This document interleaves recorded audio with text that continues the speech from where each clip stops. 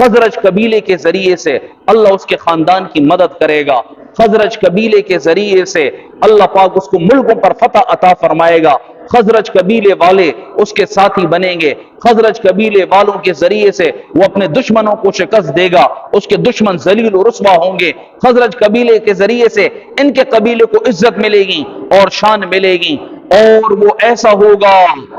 کہ رحمان کی عبادت کرے گا اور شیطان کو دھتکارے گا اور شیطان کو دھمکائے گا،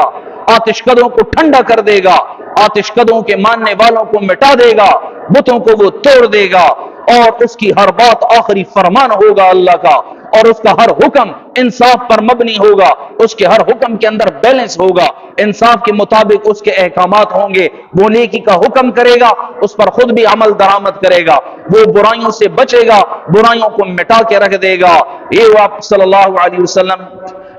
کی شان بیان کی سہب بن یزن نے۔ عبد المطلب پھر کہنے لگا اللہ رب العزت آپ کو بھی نیک بختی عطا فرمائے، کہنے لگے ہماری ہی چاہت تھی، ہم بھی اس کے آرزو مند رہے کہ وہ بچہ ہمارے ہاں آ جاتا اور ہمارا ہی ہو جاتا، لیکن اے عبد المطلب میں اس علامات پوشیدہ ہیں اور چیزیں بھی چھپی ہوئی ہیں، ڈھکی چھپی ہیں، لہٰذا میں تمہیں بتا رہا ہوں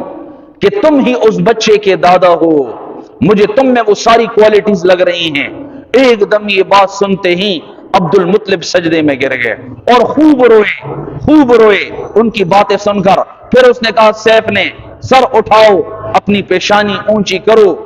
تمہیں خوشخبری ہو اور میں تمہیں بتا رہا ہوں اس بچے کا بہت خیال رکھنا، اس کو یہودیوں سے دور رکھنا، یہودی اس کے بہت بڑے دشمن ہیں، لہٰذا میں تمہیں یہ بتانا چاہتا ہوں جو بات میں نے تمہارے سامنے کی ہے اس بات کو تم کسی کے سامنے بیان مت کرنا، وہ قبیلے والے جو تمہارے ساتھ آئے ہیں تم ان کے سامنے بھی یہ بات بیان مت کرنا، ورنہ ان کو بھی تمہارے ساتھ اور تمہارے اس بچے کے ساتھ جیلسی ہو جائے گی،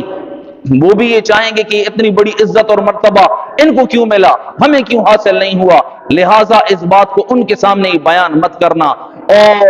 اگر مجھے اس بات کا علم ہو جاتا کہ کچھ ہی عرصے میں اس نبی کا ظہور ہو جائے گا تو میں اس کی